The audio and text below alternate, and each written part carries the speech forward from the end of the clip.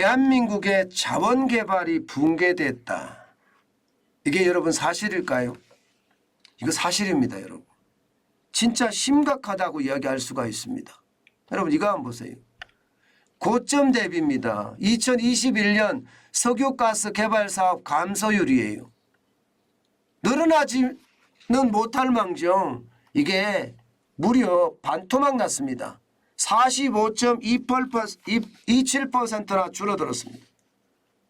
전 세계가 지금은 자원 전쟁을 벌이고 있잖아요. 그죠?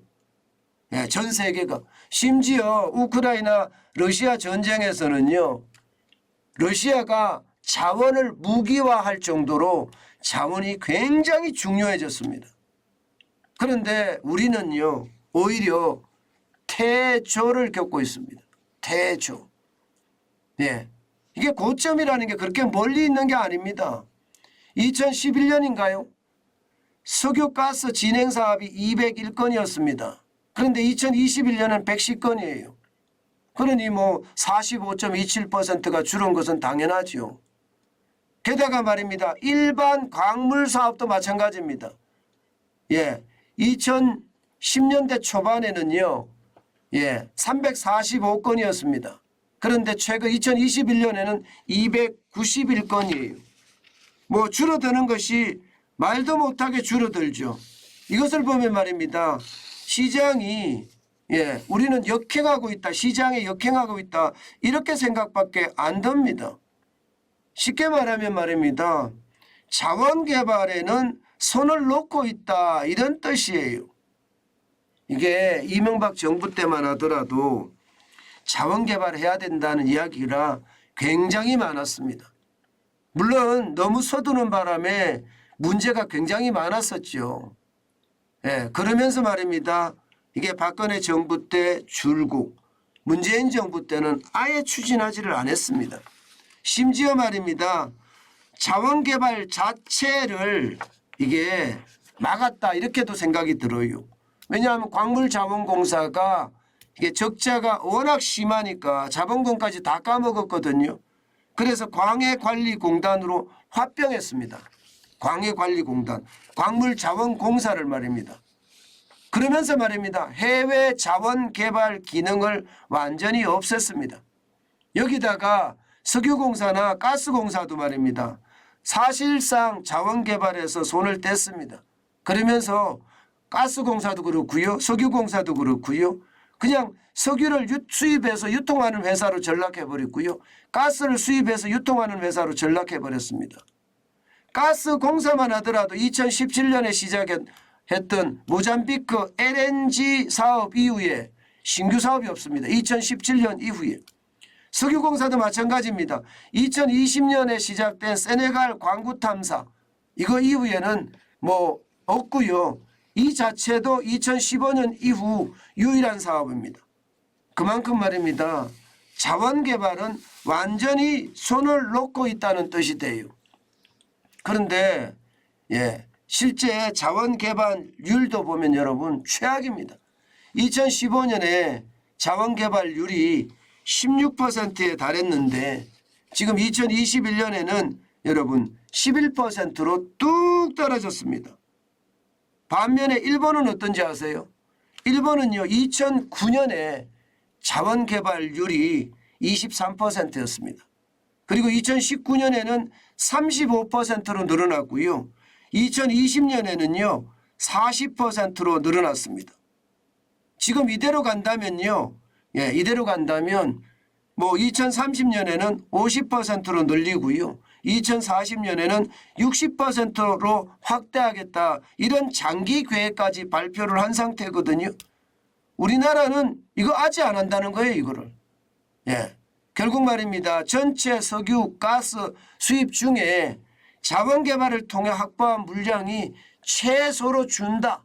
뭐 이렇게 이야기할 수가 있고 일본은 반대로 자원 개발에다 투자를 많이 하니까 2040년에는 60%까지 이게 올리겠다 이런 얘기잖아요. 이것을 보면 말입니다. 우리의 어떤 자원 개발의 능력은 이미 그 노하우는 다 사라졌고요. 또 자원 개발에 대한 관심도 그만큼 없어졌다 이렇게 이야기할 수가 있습니다. 저는요, 여러분, 정치적인 어떤 문제 때문에 대한민국의 미래 자원 개발에 대한 어떤 계획이 이렇게 붕괴됐다는 것은요, 참으로 안타깝습니다. 아마 이 상태가 앞으로 계속 간다면요, 아마 우리나라는요, 안 그래도 자원이 없는 나라인데 더 힘들어지지 않겠느냐 하는 게 시장의 예측입니다. 제발 정치 싸움으로 국가가 병들게 하는 것, 이것은 반드시 막아야 됩니다. 이것은 국민이 막아야 됩니다. 대통령이 스스로 말입니다. 자원 개발을 적폐시하고 그 적폐시한 것이 지금 이제 후폭풍으로 다가오는 거예요. 지금 이대로 가면 여러분 자원 개발을 안 했으니까 우리는 모든 자원을 비싸게 사올 수밖에 없고요. 비싸게 사오는 자원 자체가 기업들에게는요, 비용 부담이 늘어나는 걸로 작동이 되거든요. 그러면 우리는 수입해서 물건을 만들어서 수출하는 나라잖아요. 여기에 심각한 문제가 생깁니다. 원재료가 비싸니까 수입도 파는 가격도 좀 비싸게 받아야 되는데 그렇지 못하잖아요. 일본하고 경쟁해야지, 중국하고 경쟁해야지, 미국하고 경쟁해야지. 이러니까 할 수가 없습니다. 그런 상황을 감안해 보면 여러분, 결국 말입니다. 자원 개발을 등한시한 것, 언젠가는요, 최악의 사태를 스스로 끌어오지 않겠느냐, 그런 생각도 많이 합니다. 여러분, 이 경제라는 게 한 가지 지표만 가지고 이게 나빠지지는 않거든요. 여러 가지 지표가 뭉쳐서 결국은 경제를 서서히 침몰시켜 가는 건데 자원개발이 그 대표적인 저는 지표가 아닐까 싶습니다. 그 어느 때보다 정파를 떠나서요, 대한민국이 생존하기 위해서라도 자원개발은 국가 프로젝트, 국가 어젠다로 추진을 해야 됩니다. 제가 여러분들에게 계속 이야기하는 것 중에 자원거래소를 만들자, 이 이야기를 제가 여러 번 드렸습니다. 지금 그 어느 때보다 말입니다. 자원거래소를 만들어서요, 지금 시중에 유동성 물량이 많잖아요. 유동성이 굉장히 많습니다. 그러면 그 돈을 끌어들이는 효과도 있고요.